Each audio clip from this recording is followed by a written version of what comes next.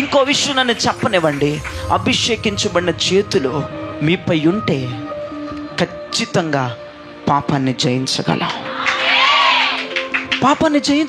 ఈ సందర్భం మీకు గుర్తు చేయనా? ఫరో భార్య, పోతీఫర్ భార్య. ఫరో అతని సైన్యం యుద్ధానికి వెళ్ళారు, బయటికి వెళ్ళారు. ఆ రోజు ఇంట్లో ఎవరు లేరు.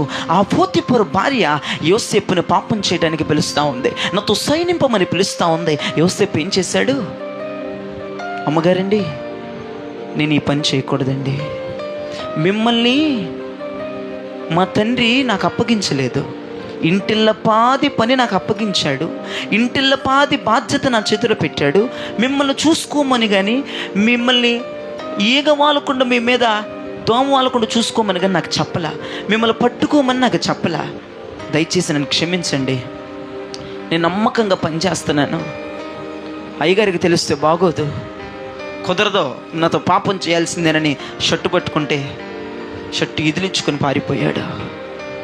షర్టు పోతీఫర్ భార్య చేతికి వచ్చేసింది, పారిపోయాడు.